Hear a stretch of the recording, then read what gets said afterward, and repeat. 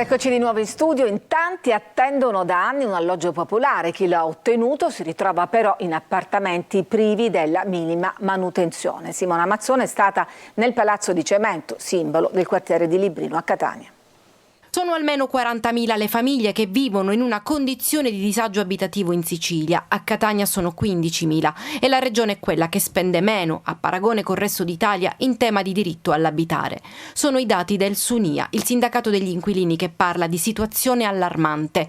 Qui siamo nell'ex Palazzo di Cemento, dove moltissime delle famiglie assegnatarie di un alloggio si sentono totalmente marginate e abbandonate dalle istituzioni, come loro, originari del Marocco, da circa 20 anni a Catania. Il problema è il bagno, vedi sotto è vuoto, qua è rotto e scende l'acqua dal signore o quella di sotto. Per favore venite a sistemare questa cosa. Oppure in quest'altro appartamento dove ad ogni pioggia sono innumerevoli le infiltrazioni sulle pareti. Dall'anno scorso che ho fatto richiesta al Comune, mi avevano detto che entro 30 giorni dalla domanda effettuata il 23 febbraio tutto questo si sarebbe risolto col sopralluogo. Invece io ancora non ho nessuna notizia e sono rimasta con i danni a casa e non posso toccare nulla se non vengono loro a fare il sopralluogo.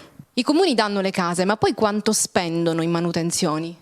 Noi temiamo 0 euro, non risultano voci specifiche in bilancio. La cosa gravissima, i comuni, non ha in nessun comune dei grossi comuni siciliani, quindi anche delle città capoluogo, ha partecipato al bando del PNR per la manutenzione degli edifici pubblici, che è una cosa gravissima. Lo scenario esterno è incompatibile con l'idea di città a misura d'uomo, cumuli di spazzatura che non vengono raccolti e la fognatura a cielo aperto con olezzi irrespirabili che provengono dai lavandini delle case. A lungomare di Catania il cantiere di Piazza Nettuno, con i lavori fermi ormai da mesi, è diventato un'area di degrado. Emanuela Corsi.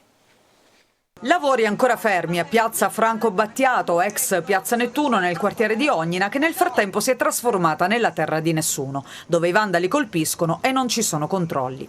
Qui non siamo in periferia, ma sul lungomare di Catania, in una zona molto frequentata dagli sportivi, ma anche da famiglie e turisti, tra alberghi, ristoranti, studi professionali e attività commerciali.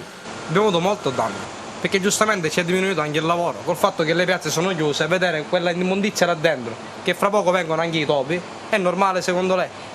Del progetto di riqualificazione dell'area, che prevedeva arredi smart, un'area fitness all'aperto, 2 aree per il gioco dei bambini, sistema di videosorveglianza, è rimasto solo questo cartellone divelto. Questo è il cantiere rimasto fermo ormai da diversi mesi. Qui è stato aperto un varco per poter entrare e molti sporcano, lasciano rifiuti di ogni genere. Qualcuno ha anche vandalizzato le attrezzature. Qui qualcuno, oltre ai rifiuti, abbandona anche i monopattini. Di sera la gente passeggia tranquillamente al suo interno. I bambini corrono incuranti dei pericoli di un cantiere aperto, come vediamo in queste immagini amatoriali. Nessuno controlla o interviene. Entrano, giustamente non possiamo andare a fare discussioni noi. Ogni volta che chiediamo alle persone gentilmente non andate là dentro perché non si può entrare, loro prendono e si seccano con noi. Io ovviamente non posso andare a rischiare la pelle per 4 cretini. E controlli ce ne sono? Controlli no, niente. Niente controlli. Abbiamo visto i controlli. Va lasciato così, la gente entra e fa quello che vuole. È un peccato. Magari rovinano anche le attrezzature che dovevano essere usate, però lasciato così, abbandonato a se stesso. Il progetto di riqualificazione dell'area, finanziato attraverso le risorse PON Metro per €500.000, fa parte del programma Catania Spazio Sport, che ha come obiettivo il recupero di alcune aree cittadine per contrastare proprio l'illegalità e offrire luoghi di inclusione sociale per i soggetti svantaggiati. C'è ancora una pausa, ci vediamo tra poco.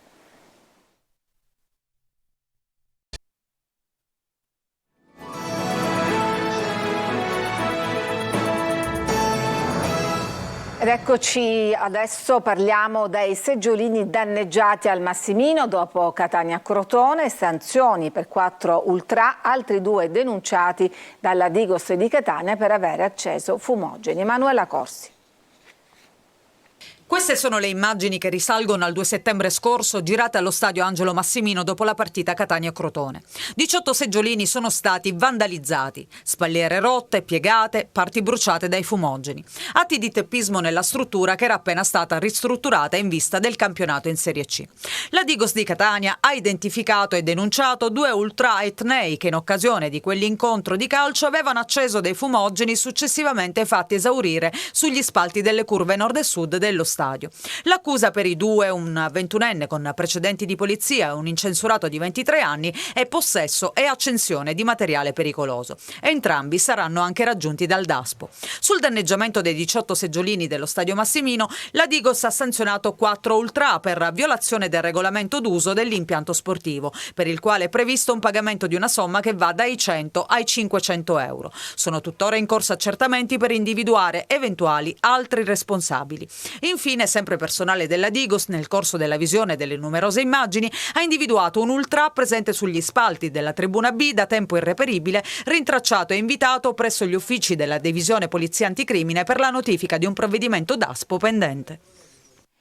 Il Palermo ha messo sotto contratto il portiere Adnan Kanuric, austriaco di passaporto bosniaco, classe 2000. Il giocatore era svincolato dopo aver rescisso il contratto che lo legava al Nottingham Forest e si è legato al club di Viale del Fante fino al 30 giugno del 2024. Ed era l'ultima notizia, grazie per averci seguito, vi auguro una buona serata.